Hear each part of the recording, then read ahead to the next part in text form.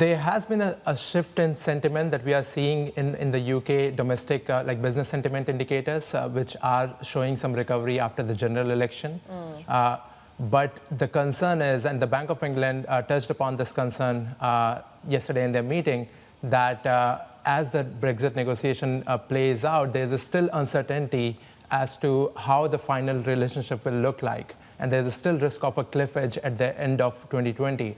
So the businesses may still be concerned about that uncertainty and may hold back investment. Okay, and just to get your call then on sterling from here, since you are anticipating that extra cut. So yeah, very good question. We were anticipating a cut yesterday. We are still expecting one cut, but we are positive on the sterling in the medium term. And the reason is that it's not just monetary policy support for the UK economy. We are expecting fiscal policy support in the upcoming budget in March, which is positive for the currency from a growth perspective, from a real yield perspective.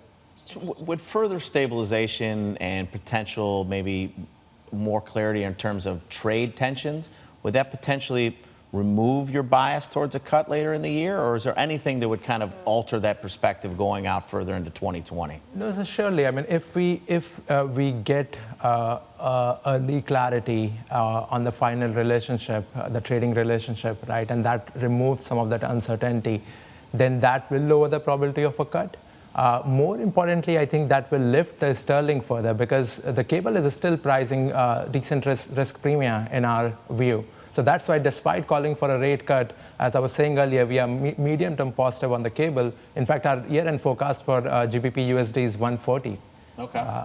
So looking for that support from the fiscal stimulus, as I was saying earlier, and also we think that as we get more clarity on the end trading relationship between the UK and the EU, then some of that risk premium will be priced out of the FX market, and that will lift the sterling. Does it influence you at all that Mike Pompeo seemed to kind of soothe over any tensions that we expected as a result of the UK's Huawei decision? Again, as I said, a lot of these headlines will lead to short-term volatility. Yes, UK allowed Huawei to participate in their 5G rollout, and that won't go down very well with the US. So a lot of these headlines will create some short-term volatility, but that does not change the medium-term outlook for us. Hi, I'm Emily Tan, and thanks for watching CNBC. You can check out more of our videos by clicking on the boxes on the screen, and don't forget to subscribe to the channel for more. Thanks for watching.